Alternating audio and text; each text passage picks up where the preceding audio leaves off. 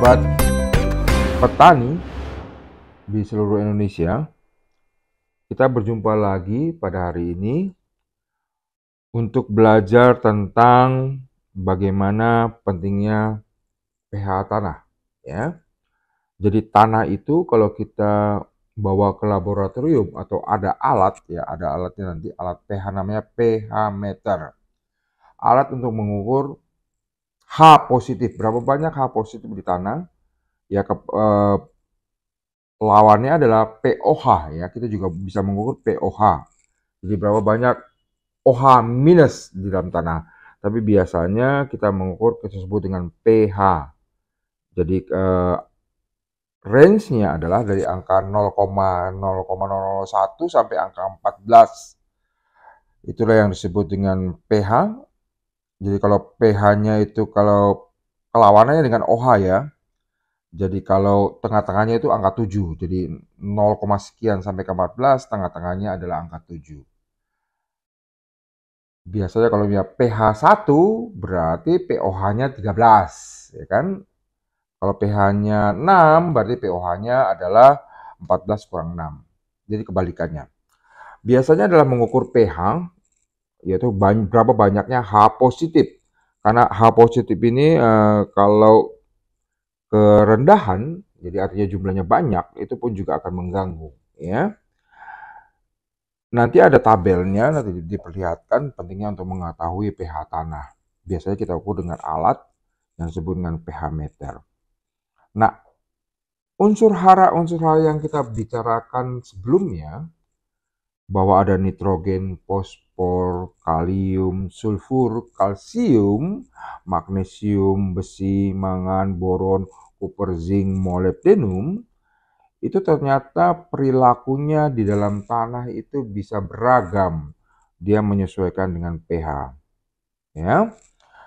Bahwa nitrogen misalnya kalau sudah pH-nya di angka di bawah 6, apa yang terjadi?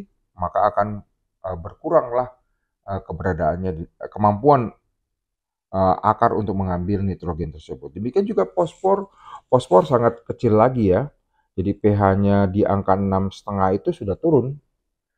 Ya, nitrogen masih bisa pH 6, tapi kalau fosfor angka 6,5 sudah sangat rendah ketersediaan dalam tanah. Demikian juga kalium, sulfur, kalsium, dan sebagainya. Nanti ada tabelnya. Nah, pH ini dibayangkan saja seperti kayak sakit gigi, ya. Jadi rekan-rekan, kalau kita pH tanahnya kita ukur asam, berarti tanahnya itu sakit gigi. Jadi ada makanan enak, tidak bisa dimakan. Jadi itu analoginya seperti itu. Terus kemudian tabel yang kedua nanti diperlihatkan bahwa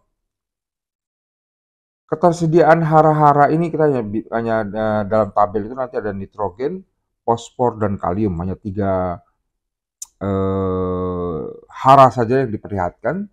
Perhatikan bahwa tanah netral angka 7, karena tengah-tengahnya angka 7, semua hara N, P dengan K diasumsikan bahwa semua hara itu tersedia. Jadi tidak ada hara yang terbuang lah. Jadi pH 7 di akar tanaman dengan mudah untuk mengambil dan tersedia di dalam tanah untuk dimakan oleh tanaman. Tapi apa yang terjadi bila pH-nya 6 misalnya? Di tabel dikatakan bahwa secara keseluruhan efisiensinya hanya 19,67%. Artinya adalah pada pH 6 bahwa 89% saja tersedia nitrogen. Kemudian fosfat menurun drastis sekali, hanya 52% yang tersedia, sedangkan yang lainnya hilang. Berarti ada sekitar 48% hilang tuh. 52% yang tersedia, dengan kalium pada pH 6 tersedia 100%. Makanya kalau kita rata-ratakan ketersediaan pupuknya semuanya, yang terbuang ya cuma sekitar 19,67%. Jadi 20%. Bayangkan pH 7 kan 6 itu berarti ada 20-an% hara yang hilang, ya. Fertilizer wasted, ya dikatakan. Yang terbanyak adalah di fosfat. Demikian pula pada pH 5,5, perhatikan bahwa nitrogen itu hanya 7,7% yang tersedia. Fosfat hanya 48, kalium 77%. Maka ada sekitar 38% 2,69 atau 33%, hara itu tidak tersedia untuk tanaman. Demikian juga pada pH 5, pH 4,5 lebih lagi luar biasa. Jadi jangan sampai tanah kita sampai ke pH 4,5 ya. Karena nitrogen itu hanya tersedia 30%, fosfat juga hanya tersedia 23%, kalium hanya tersedia 33%.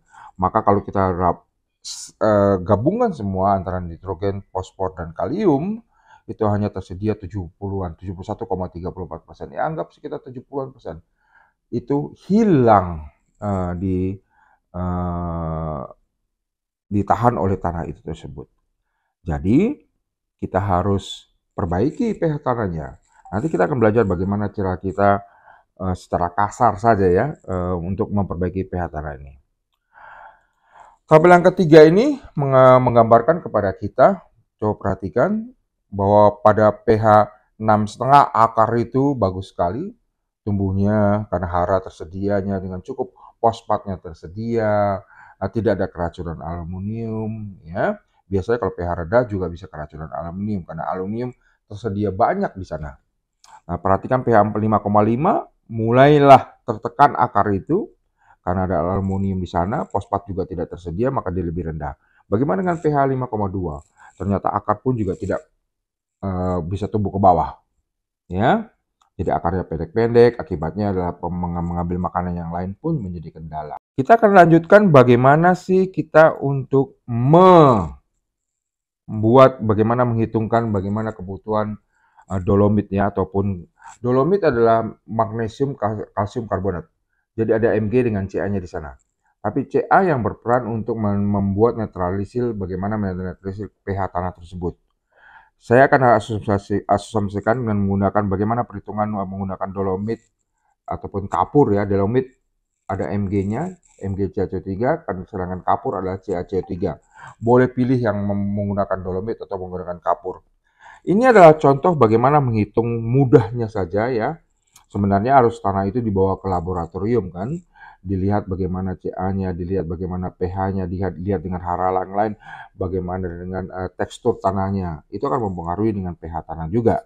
Tapi ini saya kasihkan perhitungan yang paling mudah saja, tidak perlu bawa ke laboratorium. Kira-kira kita pakai asumsi saja bagaimana kita menggunakan dolomit atau kapur pertanian untuk menetralisir atau meningkatkan pH tanah. Oke? Dolomit atau kapur yaitu ukuran yang lebih halus lebih bagus ya. Jadi kita harus mencari mesh yang lebih besar ya. Biasanya dolomit atau kapur itu menggunakan ukuran mesh. Jadi ada mesh 60, mesh 80, mesh 100, ada bahkan mesh 200. Oke. Jadi pakailah mesh yang bisa, kalau bisa ya pakai 100 lah. Jadi daya netralisir untuk ke pH kan lebih bagus ya. Itu yang harus menjadi acuan untuk kita bagaimana menggunakan dolomit atau kapur nanti. Perhitungan sederhananya ya, ini hanya sederhana saja dengan cara cepat adalah misalnya luas tanah per hektar ya. Luas tanah per hektar itu kan 100 kali 100. Jadi adalah 10.000 meter persegi. Kemudian tanah yang subur diasumsikan memiliki pH tanah sekitar 6,5. Ya, biasanya kalau kita bertani ya kalau boleh ya pH 6 sampai ke 7 lah. Kalau ke 7 ya jarang sekali. Ya kita anggap sebagai pH 6,5 lah tujuan akhir kita. Ya. Terus kemudian kita menggunakan asumsi menggunakan dolomit atau kapur pertanian adalah 2.000 kilo atau 2 ton per hektar. Jadi kalau kita hitungkan maka sekitar 0,2 kg per meter persegi. Ya. Jadi kalau kita menggunakan kapur atau dolomit 0,2 kg per meter persegi. Maka jika tanaman mau durian atau mau tanaman lain memiliki diameter kanopinya 4 meter, maka memerlukan setidaknya kita hitunglah kanopinya kalau 4 meter berarti 22 rumus luas lingkaran ya kan. Biasanya kan 22/7 kali pi r kuadrat. Itu adalah rumus luas dari lingkaran 22/7 kali jari-jari kali jari-jari. Itulah luas lingkarannya. Baru dikalikan dengan kebutuhan untuk dolomit atau kapur pertanian 0,2 kg per meter persegi. Oleh sebab itu nanti kita akan dapatkan bila kanopi kita, tanaman kita atau durian kita ataupun tanaman alpukat kita sekitar 4 meter, maka 22/7 kali 2 kali 2 kali tadi 0,2 kilogram per meter persegi. Dapatlah sekitar 2,5 kilo per tanaman ya. Jadi itulah yang rekomendasi itulah yang kita akan pakai berapa banyak dolomit atau kapurnya. Jadi 2,5 kilo per tanaman per tahun, kira-kira itu. Dengan syarat bahwa kanopinya 4 meter. Kalau bagaimana kalau 6 meter? Ya tinggal 22/7 kalikan diameter kanopinya 6 ya. Berarti 22/7 6 berarti bagi 2 berarti 3 kali 3 kali 0,2. Ya, sekitar 5,6 kilo per tanaman dolomit atau kapur yang akan dipakai. Perhatikan bahwa jika kita menggunakan dolomit, tentu saja efisiensi dari kapur CaCO3 akan lebih baik ya. Jadi biasanya asumsinya kita kalau menggunakan dolomit katakanlah 2,5 kilo, maka kapur ya bisa mungkin pakainya sekitar 2 kilo saja.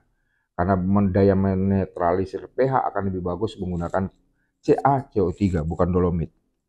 Kira-kira itu sahabat tani.